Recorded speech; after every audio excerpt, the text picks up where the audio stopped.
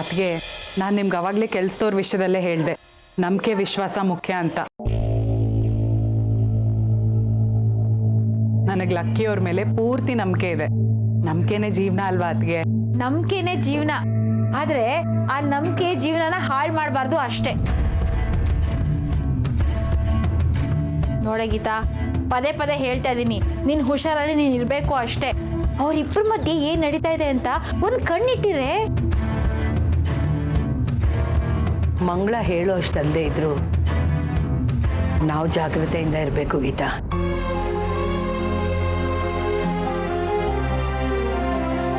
ಕೈ ತಪ್ಪು ಹೋದ್ಮೇಲೆ ಪೇಚಾಡೋದಕ್ಕಿಂತ ಮೊದಲೇ ಎಚ್ಚರ ತಗೊಳ್ಳೋದು ಒಳ್ಳೇದಲ್ವಾ? ಅಮ್ಮ, ನೀನು ಅನ್ಕೊಳ್ತಿರೋ ಹಾಗೆ ಏನೂ ನಡೆದಿಲ್ಲ, ನಡೆಯೋದೂ ಇಲ್ಲ. ಇದ್ರ ಬಗ್ಗೆ ನಾವು ತುಂಬ ತಲೆ ಕೆಡಿಸ್ಕೊಳ್ಳೋದು ಬೇಡ, ಮಾತಾಡೋದು ಬೇಡ. ನಡೀರಿ ಒಳಗೆ ಬನ್ನಿ.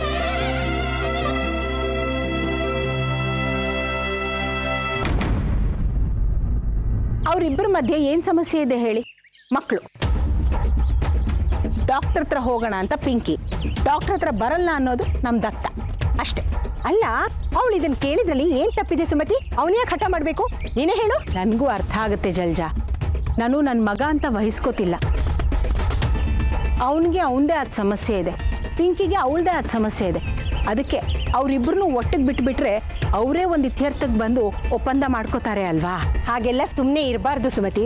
ದೊಡ್ಡವರು ಅನಿಸ್ಕೊಂಡು ನಾವಿರೋದು ಯಾಕೆ ಹೇಳು? ತಪ್ಪು ಮಾಡಿದಾಗ ತಿದ್ದಿ ಬುದ್ಧಿ ಹೇಳಕ್ಕೆ. ಏನು ಮಾಡೋದು ಜಲ್ಜಾ? ಈಗಿನ ಮಕ್ಕಳು ಅರ್ಥ ಮಾಡ್ಕೊಳ್ದೆ ಎಷ್ಟು ದಡ್ರು ಅಲ್ಲ, ಹೆತ್ತವ್ರ ಮಾತು ಕೇಳೋ ಅಷ್ಟು ಬುದ್ಧಿವಂತರು ಅಲ್ಲ. ಇಂಥ ಮಕ್ಕಳನ್ನ ಇಟ್ಕೊಂಡು ಏನು ಮಾಡೋದು ಹೇಳಿ? ಅಂದ್ರೇನು, ನಾವೇನು ಮಾಡೋಕ್ಕಾಗಲ್ವಾ? ಏನು ಮಾಡೋಕ್ಕಾಗಲ್ಲ ಅಂತಲ್ಲ ಜಲ್ಜಾ, ನಾವು ಏನು ಮಾಡಬಾರ್ದು. ಏನು ಮಾಡಬಾರ್ದು ಅಂತ ನಾವು ಸುಮ್ಮನೆ ಇದ್ಬಿಟ್ರೆ ನಾಳೆ ದಿನ ಅನುಭವಿಸೋರು ಅವರು, ಅದನ್ನ ನೋಡೋರು ನಾವಲ್ವಾ? ನಿಜ. ಆದರೆ ಕೋಳಿ ಮೊದಲು ಮೊಟ್ಟೆ ಮೊದಲು ಅನ್ನೋ ಹಾಗಿದೆಯಲ್ಲ ಇದು. ಮಕ್ಕಳು ಮರಿ ಇಲ್ಲದೆ ಸಂಸಾರ ಪೂರ್ತಿ ಆಗತ್ತಾ ಸುಮತಿ? ಹೀಗೇನೋ ವಯಸ್ಸಿದೆ, ನಾವು ಯಾವಾಗಲೂ ಹೀಗೆ ಇರ್ತೀವಿ ಅಂತ ಅನ್ಕೊಂಡ್ಬಿಟ್ಟಿರ್ತಾರೆ ಗಂಡಸರು. ಆದರೆ ನಾಳೆ ವಯಸ್ಸಾದ್ಮೇಲೆ ಆಧಾರಕ್ಕೆ ಮಕ್ಕಳು ಮರಿ ಅಂತ ಬೇಕೇ ಬೇಕು ತಾನೆ? ನಿಜಾನೇ. ಅದೇ ತೀರಾ ಕೈ ಮೀರಿದ್ರೆ ಮಗುನ ದತ್ತು ತಗೋಣ ಅಂತ ಹೇಳ್ತಾ ಇದ್ದಾನೆ ನಮ್ಮ ದತ್ತ. ಇಂಥದ್ದಕ್ಕೆ ಏನು ಮಾಡೋದು ಹೇಳಿ?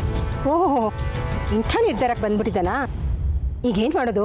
ನನಗೂ ಗೊತ್ತಾಗ್ತಿಲ್ಲ, ಅದಕ್ಕೆ ಸುಮ್ಮನೆ ಇದ್ದೀನಿ. ನೋಡೋಣ ಜಲ್ಜಾ, ಕಾಲನೇ ಎಲ್ಲದಕ್ಕೂ ಉತ್ತರ ಕೊಡುತ್ತೆ.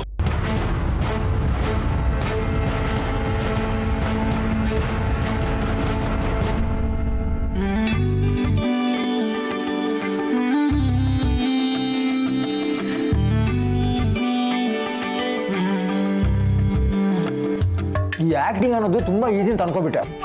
ಕ್ಯಾಮ್ರಾ ಆನ್ ಆಯ್ತು ನೋಡಿ, ನನ್ನ ಮೀಟ್ರ್ ಆಫ್ ಆಗೋಯ್ತು. ಒಂದೇ ಒಂದು ಡೈಲಾಗ್ ಬರ್ತಾ ಇಲ್ಲ, ಬೆಬ್ಬೆ ಅಂತಿದ್ದೀನಿ. ಅಯ್ಯೋ, ಲಂಚ್ ಬ್ರೇಕ್ ಆಯ್ತು, ಒಂದೇ ಒಂದು ಶಾರ್ಟ್ ಓಕೆ ಆಗಿಲ್ಲ. ಟೇಕ್ ಮೇಲೆ ಟೇಕು, ಟೇಕ್ ಮೇಲೆ ಟೇಕು, ಟೇಕ್ ಮೇಲೆ ಟೇಕು. ನನಗೂ ಸುಸ್ತಾಯ್ತು, ಅವ್ರಿಗೂ ಸುಸ್ತಾಗ್ಬಿಡ್ತು. ಈ ಆಕ್ಟಿಂಗ್ ಸಾಹಸನೇ ಬೇಡ ಅಂತ ಹೊರಟ್ಬಿಟ್ಟೆ. ಅವತ್ತು ಗೊತ್ತಾಯ್ತು ನೋಡಿ, ಈ ಆಕ್ಟಿಂಗ್ ಅನ್ನೋದು ಸುಲಭ ಅಲ್ಲ ಅಂತ. ಹಾಗೆ ಇನ್ನೊಂದು ವಿಷಯನೂ ಗೊತ್ತಾಯ್ತು, ನಾನ್ ಡಬ್ಬ ಅಂತ. ನೀನು ಚೆನ್ನಾಗಿ ಆಕ್ಟ್ ಮಾಡ್ತಿಲ್ಲ ಕಲಕಿ. ಅದು ಒಂದು ದೊಡ್ಡ ಸ್ಟಾರ್ ಇದ್ದಾರೆ,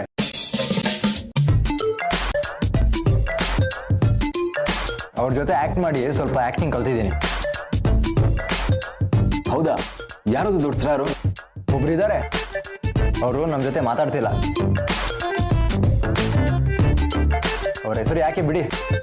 Shut up.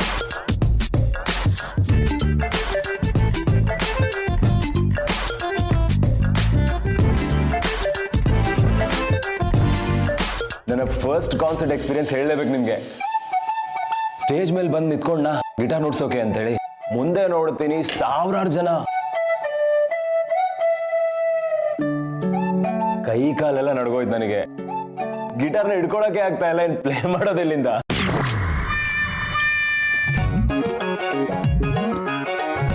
ನನ್ನಿಂದಾನೇ ಹಾಡು ಶುರು ಆಗ್ಬೇಕಿತ್ತು. ನಾನಂತೂ ಸ್ಟೇಜ್ ಇಂದಾನೆ ಓಡ್ ಬಂದ್ಬಿಟ್ಟೆ.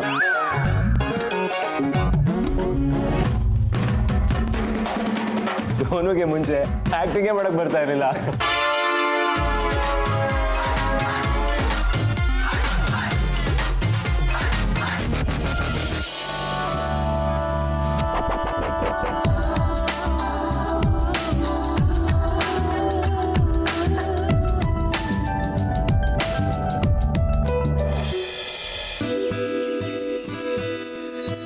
ರತಣ ಈ ಸಲ IPL ಒಂಥರ ಫ್ಲಾಪ್ ಆಗೋಯ್ತು ಅಲ್ವಾ? ಏ ರಾಕಿ, ಇಂಥ ಟೈಮಲ್ಲಿ ಹಾಗೆ ಮಾಡಬೇಕು ಕಣೋ. ಇಂಥ ಟೈಮಲ್ಲಿ ಜನಗಳನ್ನ ಸೇರಿಸಿ ಮ್ಯಾಚ್ ಆಡೋಕ್ಕಾಗಲ್ಲ, ಕೋವಿಡ್ ಟೈಮ್ ಇದು. ಆದರೂ ಅಷ್ಟೊಂದು ಜೋಶ್ ಇರಲಿಲ್ಲ ಅಲ್ವಾ? ಪ್ರತಿ ಸಲ ನಿನ್ನ ಮ್ಯಾಚ್ನ ಸ್ಟೇಡಿಯಮಿಗೆ ಹೋಗಿ ನೋಡ್ತಿದ್ದ? ಇಲ್ಲ ತಾನೇ. ಟಿ ವಿನಲ್ಲಿ ನೋಡ್ತಾ ಇದ್ವಿ, ಇಲ್ಲ ರೇಡಿಯೋ ಕಾಮೆಂಟ್ರಿಯಲ್ಲಿ ಕೇಳ್ತಾ ಇದ್ದೆ. ಈ ವರ್ಷವೂ ಅದೇ ಥರ ಆಯಿತು ಅಷ್ಟೇ. ಅದು ಅಲ್ಲದೆ ನಮ್ಮ ಕಬಡ್ಡಿ ಪ್ರೀಮಿಯರ್ ಲೀಗು ಬೊಂಬಾಟ ನಡೀತಾ ಇದೆ. ಮನುಷ್ಯ ಪರಿಸ್ಥಿತಿಗೆ ಹೊಂದ್ಕೊಂಡಿದ್ದಾನೆ ಕಣೋ. ಇದು ಬರೀ ಕಬಡ್ಡಿ ಕ್ರಿಕೆಟ್ ಮಾತ್ರ ಅನ್ವಯಿಸುತ್ತಾ? ನಮ್ಮ ಲೈಫ್ಗೂ ಅನ್ವಯಿಸುತ್ತೆ ತಾನೇ? ಆದರೂ ನಾವು ಯಾಕೆ ಈ ಥರ ಯಾರಿಗೂ ಹೊಂದ್ಕೊಂಡು ಹೋಗಲ್ಲ? ಯಾವ ವಿಚಾರ ಕೇಳ್ತಿದ್ಯಾ ನೀನು? ಜಸ್ಟ್ ಹಾಗೆ ಜನರಲ್ ಆಗಿ ಕೇಳಿದೆ ಅಷ್ಟೇ. ರತನ ಇಡೀ ಆಸ್ತಿನ ನನ್ನ ಹೆಸರಲ್ಲಿ ಯಾಕೆ ಬರ್ಸ್ಕೊಳ್ಳಿ? ನನಗೇನು ಹುಚ್ಚ?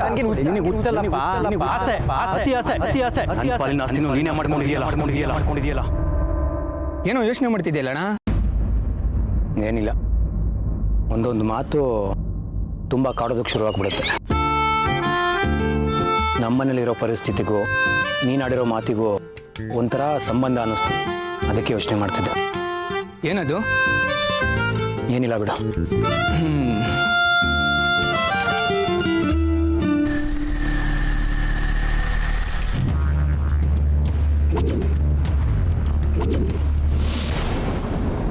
ಸರಿ ಬಿಡೋಣ. ಲೈಫಲ್ಲಿ ಈ ಥರ ಆಗತ್ತೆ, ಕಾಮನ್ನು ಆಗ್ತಾ ಇರುತ್ತೆ. ಅದಕ್ಕೆಲ್ಲ ತಲೆ ಕೆಡಿಸ್ಕೊಳಕ್ಕಾಗುತ್ತಾ? ನಾನು ಹಾಗೆ ಅಂದ್ಕೊಂಡಿದ್ದೆ. ಆದರೆ ಈ ಲೈಫು ನಾವು ಅಂದ್ಕೊಂಡಷ್ಟು ಈಸಿ ಅಲ್ಲ.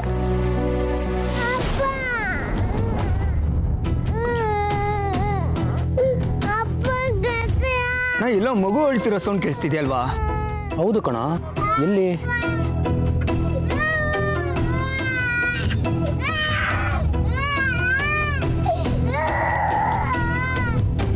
ಅಣ್ಣ, ಸೌಂಡ್ ಅಲ್ಲಿಂದ ಬರ್ತಿದೆ. ಬಾ ನೋಡೋಣ.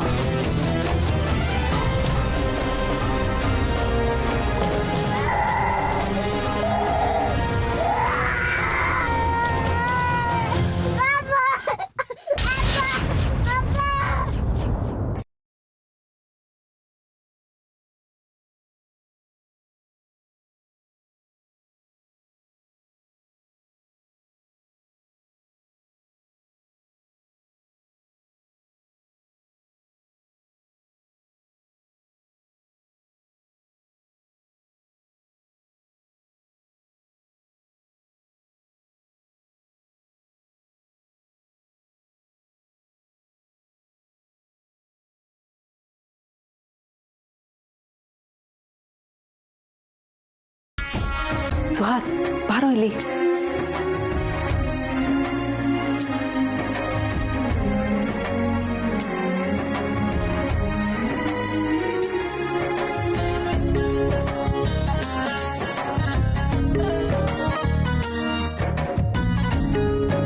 ನೋಡೋ ಸುಹಾಸ್, ಇವಳು ನಮ್ಮ ವಂದನನ. ಅವನ ಜೊತೆ ಎಷ್ಟು ಖುಷಿಯಾಗಿ ಮಾತಾಡ್ತಿದ್ದಾಳೆ. ಹೌದಮ್ಮ, ಸೊನಾಲಿ ಖುಷಿಯಾಗಿದ್ರೆ ನಮಗೂ ಕೂಡ ಸಂತೋಷ, ಮನೇನೂ ನೆಮ್ಮದಿಯಾಗಿರುತ್ತೆ.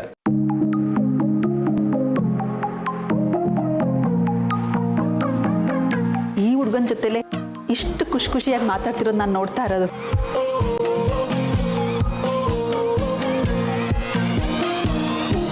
ಎಷ್ಟು ಒದ್ಕೊಂಡಿದಾರಲ್ವಾ? ಹೌದಮ್ಮ, ಯಾರ ಜೊತೆನಲ್ಲಿ ನಮ್ಮ ವೇವ್ ಲೆಂತ್ ಮ್ಯಾಚ್ ಆಗುತ್ತೋ ಅವ್ರ ಜೊತೆನಲ್ಲಿ ಮಾತ್ರ ಈ ರೀತಿನಲ್ಲಿ ಕಂಫರ್ಟಬಲ್ ಆಗಿರಕ್ಕಾಗತ್ತೆ. ಎಷ್ಟೋ ಸಲ ಅವಳು ಕೋಪ ಮಾಡಿಕೊಂಡು ರೂಮ್ ಡೋರ್ ಹಾಕೊಂಡ್ರೆ ನಾವು ರಾತ್ರಿ ಇಡೀ ಕಾಯ್ತಾ ಇದ್ವಿ. ಅಂಥದ್ರಲ್ಲಿ ಈ ಹುಡುಗ ಅರ್ಧ ಗಂಟೆಲಿ ಅವಳ ಕೋಪನ ಕರಗಿಸಿ ಎಷ್ಟು ಚೆನ್ನಾಗಿ ಮಾತಾಡ್ತಿದ್ದಾರೆ ನೋಡು. ಹೌದಮ್ಮ, ಸೊನಾಲಿಗೂ ಲಕ್ಕಿನ್ ಕಂಡ್ರೆ ತುಂಬಾನೇ ಪ್ರೀತಿ.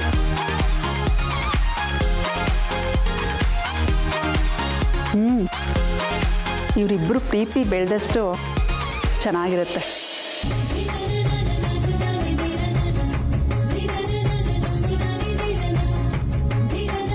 ಅಂದ್ರೆ ಏನಿಲ್ಲ ಬಿಡೋ, ನಿಂಗೆ ಅದೆಲ್ಲ ಗೊತ್ತಾಗಲ್ಲ.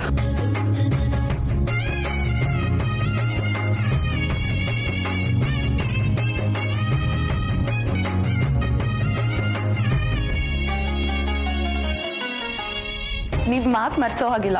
ಶಾಪಿಂಗ್ ಕರ್ಕೊಂಡು ಹೋಗ್ತೀನಿ ಅಂತ ಹೇಳಿದ್ದೀರಾ. ನಾನೆಲ್ಲಿ ಬೇಡ ಅಂತ ಹೇಳಿದೆ? ನೀವು ಕೂತಿದ್ದೀರಾ, ನಾನು ಕೂತಿದ್ದೀನಿ. Okay then I go get ready. ಹಾ ಈ ಹುಡುಗಿರ್ ಬುದ್ಧಿ ಏನು ಅಂತ ನನಗೆ ಗೊತ್ತಿಲ್ವಾ? 5 ನಿಮಿಷ ಅಂತ ಹೇಳ್ತೀರಾ, 1 ಗಂಟೆ ಮಾಡ್ತೀರಾ. ವಾಟ್? ನೀವು ರೆಡಿ ಆಗೋದಕ್ಕೆ 5 ನಿಮಿಷ ಆಗುತ್ತೆ ಅಂತ ಹೋಗಿರ್ತೀರಾ, ಬಟ್ ಅಲ್ಲಿ 2 ಅವರ್ಸ್ ಆಗುತ್ತೆ. ಆ ಥರ ಏನಿಲ್ಲ. I'll be back in 5 minutes. ಗೊತ್ತು ಅಷ್ಟರಲ್ಲಿ 1-2 ಅವರ್ ಆಗಿರುತ್ತೆ. Shut up. ಆ ಥರ ಏನಿಲ್ಲ. I'll be back in 5 minutes. ನೋಡ್ತೀನಿ, ನಾನು ನೋಡ್ತೀನಿ.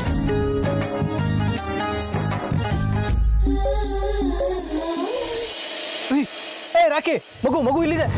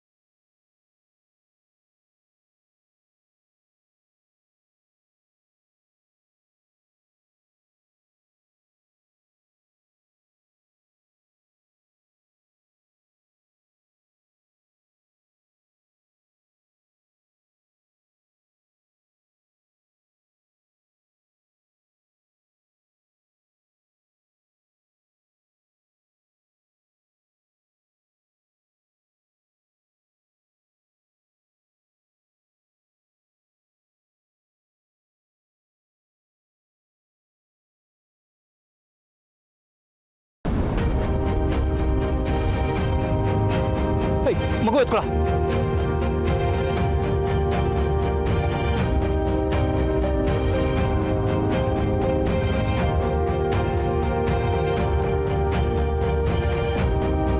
ಯಾರೋ ಕಾರ್ ಒಳಗೆ ಕೂರ್ಸ್ಬಿಟ್ಟು ಲಾಕ್ ಮಾಡ್ಬಿಟ್ಟು ಹೋಗಿದ್ದಾರೆ.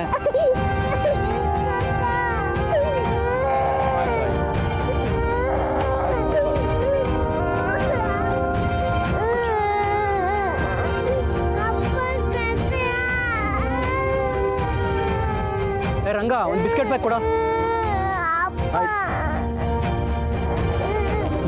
ಬಿಸ್ಕೆಟ್ ತಿಂತೀಯಾ?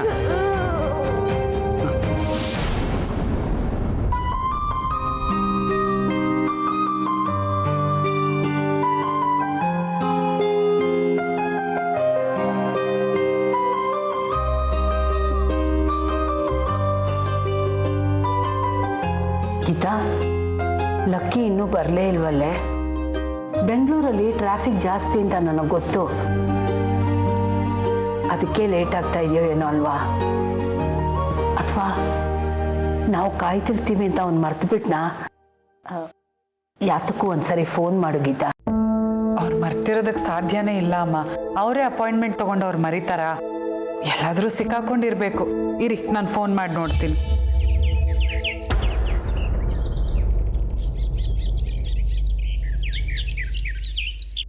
ಹೇಳಿ ಗೀತಾ. ಎಲ್ಲಿದ್ದೀರಾ ಲಕ್ಕಿ ಅವರೇ?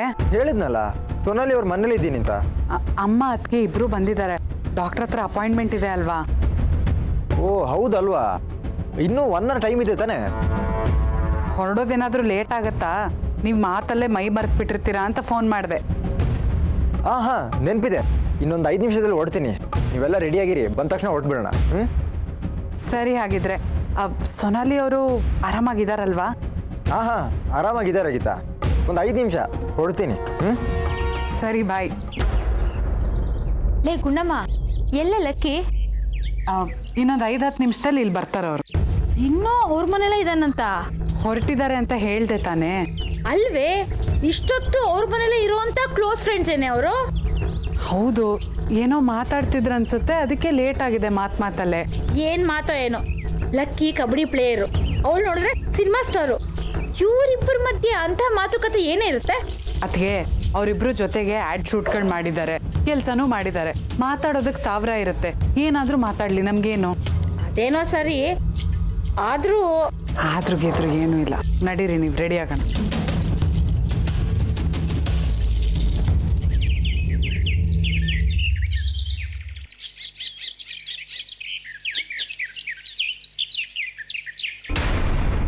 ಅಯ್ಯೋ ರೀ, ಪಾಪು ಕಾಣಿಸ್ತಿಲ್ಲ. ಅಯ್ಯೋ, ಮಗು ಕಾಣಿಸ್ತಿಲ್ಲ. ನಾನು ಹೇಳ್ದೆ ಇವಾಗ ಎಲ್ಲಿ ನನ್ನ ಪಾಪು ಕೊಟ್ಟು ನನ್ನ ಪಾಪುನ ಸಮಾಧಾನ ಮಾಡಿ ಬಾ, ಹುಡ್ಕೊಂಡು ಯಾರಾದ್ರೂ ಕೇಳಲ್ಲ ಬಾ. ಸರ್, ನನ್ನ ಕಾರಲ್ಲಿ ಮಗು ಬಿಟ್ಟು ಹೋಗಿದ್ದು ನೋಡಿದ್ರಾ? ಅದು ಈ ಕಾರ? ಇಲ್ಲ ನೋಡಿಲ್ಲ ನಾವು. ಬಾ ಸರ್, ಕಾರಲ್ಲಿ ನನ್ನ ಮಗು ಬಿಟ್ಟು ಹೋಗಿದ್ರು, ಅದನ್ನ ಯಾರು ಎತ್ಕೊಂಡು ಹೋಗಿದ್ದು ನೋಡಿದ್ರಾ? ಯಾವ ಕಾರ್ರೆ ಅದು ನಿಮ್ಗೆ ನಮ್ಗೆ ಬುದ್ಧಿ ಇಲ್ಲ. ಸಣ್ಣ ಮಗನ ಅದ್ರಲ್ಲಿ ಬಿಟ್ಟು ಹೋಗ್ತಿರಲ್ಲ, ಹೋಗಿ ಹುಡ್ಕೋಗ್ರಿ ಯಾರು ಎತ್ಕೊಂಡಿದಾರ ಗೊತ್ತಿಲ್ಲ. ಅಯ್ಯೋ ನಾನು ಹೇಳಿ ಬಿಟ್ಟೋಗೋದು ಬೇಡ ಅಂತ. ಅಯ್ಯೋ ನನ್ನ ಮಗನ ಯಾರೋ ಎತ್ಕೊಂಡು ಹೋಗ್ಬಿಟ್ಟಾರೆ.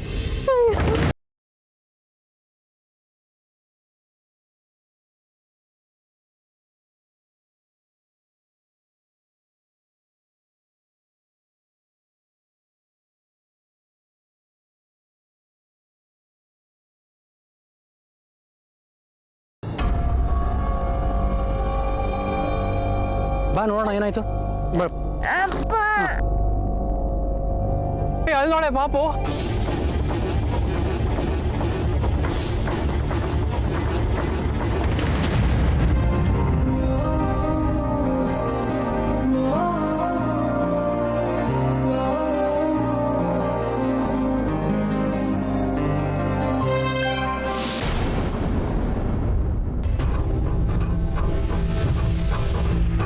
ಯಾಕಪ್ಪ ಲಕ್ಕಿ, ಟೆನ್ಷನಲ್ಲಿದ್ದೀರಾ? ಏನಾದರೂ ಪ್ರಾಬ್ಲಮ್ ಆಗಿದೆಯಾ? ಹೌದು, ಯಾಕೆ ಟೆನ್ಷನಲ್ಲಿದ್ದೀರಾ? ಅದು ಏನೋ ಒಂದು ಇಂಪಾರ್ಟೆಂಟ್ ಕೆಲಸ ಇತ್ತು, ಮರ್ತುಬಿಟ್ಟೆ. ಸೊನಾಲಿ ಅವ್ರನ್ನ ಶಾಪಿಂಗ್ ಕರ್ಕೊಂಡು ಹೋಗ್ತೀನಿ ಅಂತ ಬೇರೆ ಹೇಳ್ಬಿಟ್ಟಿದ್ದೀನಿ. ಅದಕ್ಕಿಂತ ಇಂಪಾರ್ಟೆಂಟ್ ಕೆಲಸ ಇದೆ ಅಂದಮೇಲೆ ನೀವು ಅಲ್ಲಿಗೆ ಹೋಗ್ಬೇಕಲ್ವಾ? ಆದರೆ ಸೊನಾಲಿ ಅವ್ರಿಗೆ ಹೇಳಿದ್ರೆ. ಲಕ್ಕಿ ಅವರೇ, ನೀವೇನು ಹೇಳಬೇಕಾಗಿಲ್ಲ, ನಾನು ಮ್ಯಾನೇಜ್ ಮಾಡ್ತೀನಿ ಬಿಡಿ. ಆ ಥರ ಮಾಡಿದ್ರೆ ಅವ್ರು ಸಿಟ್ಟು ಮಾಡ್ಕೊಳ್ಳಲ್ವಾ? ಸಿಟ್ಟಿಗೇನಪ್ಪ, ಕಾರಣ ಇಲ್ದಲೇ ಅವಳಿಗೆ ಬರುತ್ತೆ. ಇನ್ನು ಕಾರಣ ಇದ್ದರೆ ಬರೋದಿಲ್ವಾ? ನಾವು ಹೇಗೋ ಮ್ಯಾನೇಜ್ ಮಾಡ್ಕೊಳ್ತೀವಿ, ನೀವು ಹೋಗ್ಬಿಟ್ಟು ಬನ್ನಿ. ತುಂಬ ಇಂಪಾರ್ಟೆಂಟ್ ಅಲ್ಲ ಅಂದಿದ್ರೆ ನಾನು ಕ್ಯಾನ್ಸಲ್ ಮಾಡ್ತಾ ಇದ್ದೆ, but I can understand bro, ನೀವು ಹೊರಡಿ. ಸರಿ, ನಾನು ಹೊರಡ್ತೀನಿ. ಸೊನಾಲಿ ಅವ್ರಿಗೆ ಹೇಳ್ಬಿಡಿ, ಆಮೇಲೆ ಫೋನ್ ಮಾಡ್ತೀನಿ ಅಂತ.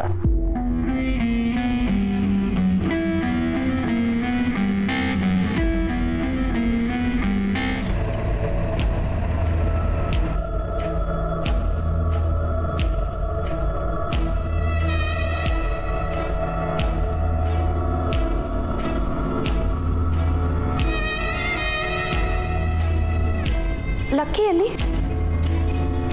ಅವ್ರು ಹೋದ್ರು ಸೊನಾಲಿ. ಅವ್ರು ಹೋದ್ರು, ನೀನು ರೆಡಿ ಆಗ್ತಿದ್ದೆ ಅಲ್ವಾ? ನೀವು ಹೊರಡಿ, ನಾನು ಹೇಳ್ತೀನಿ ಅಂತ ಹೇಳಿದೆ. ನೀವೇನಕ್ಕೆ ಹೇಳ್ಬೇಕಿತ್ತು ಅವ್ರಿಗೆ ಹೋಗೋದಕ್ಕೆ? ಕೂಲ್ ಡೌನ್ ಸೊನಾಲಿ, ಅವ್ರಿಗೇನೋ ಇಂಪಾರ್ಟೆಂಟ್ ಕೆಲಸ ಇತ್ತು ಅಂತ ಹೊರಟ್ರು, ನಮ್ಗೆ ಹೇಳಿ ಹೋದ್ರಲ್ವಾ?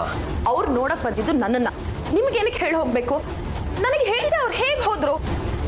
ಅವ್ರಿಗೇನೋ ಇಂಪಾರ್ಟೆಂಟ್ ಕೆಲಸ ಇರುತ್ತೆ ಅನಿಸುತ್ತೆ. ಸಮಯ ಸಂದರ್ಭ ಒಂದೇ ಥರ ಇರುತ್ತಾ? ಇದಕ್ಕೆ ನೀನು ಯಾಕೆ ಇಷ್ಟು ಕೋಪ ಮಾಡ್ಕೋತಿದ್ಯಾ? ವಾಟ್ ದ ಹೆಲ್, ನೀವು ಯಾರು ಅವ್ರಿಗೆ ಹೋಗು ಅಂತ ಹೇಳೋದಕ್ಕೆ? ಅಟ್ಲೀಸ್ಟ್ ನನ್ನ ಕೇಳ್ಬೇಕಿತ್ತಲ್ವಾ? ಅದು ನೀನು ರೆಡಿ ಆಗ್ತಿದ್ದೆ ಅಲ್ವಾ? ಇಷ್ಟು ಸಣ್ಣ ವಿಷಯನ ಯಾಕೆ ದೊಡ್ಡ ಮಾಡ್ತೀಯ ಸೊನಾಲಿ? ಅವ್ರಿಗೇನೋ ಪ್ರಾಬ್ಲಮ್ ಇದೆ, ಹೊರಡಬೇಕು ಅಂತ ಹೇಳಿದ್ರು, ಬೇಡ ಅನ್ನಕ್ಕಾಗತ್ತಾ? ಬೇಡ ಅಂತ ಅಲ್ಲ, ಅಟ್ಲೀಸ್ಟ್ ಸೊನಾಲಿ ಬರೋವರೆಗೂ ಇತ್ತು ಹೋಗಿ ಅಂತ ಉಳಿಸ್ಕೋಬೇಕಿತ್ತು. ಬಲವಂತವಾಗಿ ಯಾರನ್ನಾದರೂ ಇರಿಸ್ಕೊಳಕ್ಕಾಗತ್ತೇನೆ? ಏನೋ ಇಂಪಾರ್ಟೆಂಟ್ ಕಾಲ್ ಬಂತು, ಹೋದ್ರು. ಈಗೇನು? Shut up. ನನ್ನನ್ನು ರೆಡಿ ಆಗೋದಕ್ಕೆ ಹೇಳಿ, how can you just leave? ನೀವು ಅವ್ರನ್ನ ಹೋಗೋದಕ್ಕೆ ಬಿಟ್ಟಿದ್ದು ನಿಮ್ಮ ತಪ್ಪು.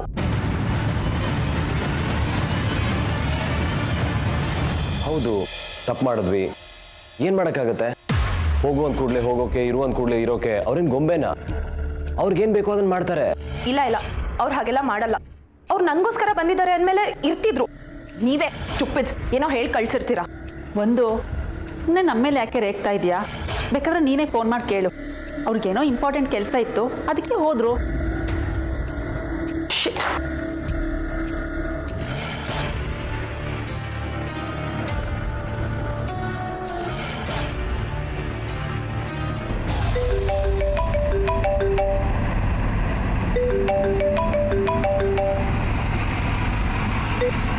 ಹಾಯ್, ಸಾರಿ, ನಿಮ್ಗೆ ಹೇಳ್ದೆ ಹೊರಟ್ಬಿಟ್ಟೆ. ಒಂದು ಇಂಪಾರ್ಟೆಂಟ್ ಕೆಲಸ ಬಂತು. ಏನು ಇಂಪಾರ್ಟೆಂಟ್ ಕೆಲಸ? ನನ್ನನ್ನು ಶಾಪಿಂಗ್ ಕರ್ಕೊಂಡು ಹೋಗೋದಕ್ಕಿಂತ ಇಂಪಾರ್ಟೆಂಟ್ ಕೆಲಸನಾ? ಅದು ನಮ್ಮ ಅತ್ತೆನ ಹಾಸ್ಪಿಟಲ್ ಕರ್ಕೊಂಡು ಹೋಗ್ಬೇಕಿತ್ತು, ಅದಕ್ಕೋಸ್ಕರ ಹೊರಟೆ. ನಿಮ್ಮ ಬ್ರದರ್ಗೆ ಹೇಳಿದ್ದೆ. ನಿಮ್ಮ ಅತ್ತೆನ ಹಾಸ್ಪಿಟಲ್ ಕರ್ಕೊಂಡು ಹೋಗೋದಕ್ಕೆ ನೀವು ಒಬ್ಬರೇನಾ ಇರೋದು? ಸಾರಿ? ಹೌದು, ನಿಮ್ಮ ಪೇರೆಂಟ್ಸ್ ಆಗಿದ್ರೆ ಐ ಕ್ಯಾನ್ ಅಂಡರ್ಸ್ಟ್ಯಾಂಡ್. ಮಗ ಆಗಿ ನಿಮ್ಮ ಕರ್ತವ್ಯ, ಸೊ ನೀವು ಕರ್ಕೊಂಡು ಹೋಗ್ಬೇಕಿತ್ತು. ನಿಮ್ಮ ಅತ್ತೆನ, ನಿಮ್ಮ ಆಂಟಿನ, ಪಕ್ಕದ ಮನೆಯವ್ರನ್ನೆಲ್ಲ ಹಾಸ್ಪಿಟಲ್ ಕರ್ಕೊಂಡು ಹೋಗೋದು ನಿಮ್ಮ ಕೆಲಸನಾ?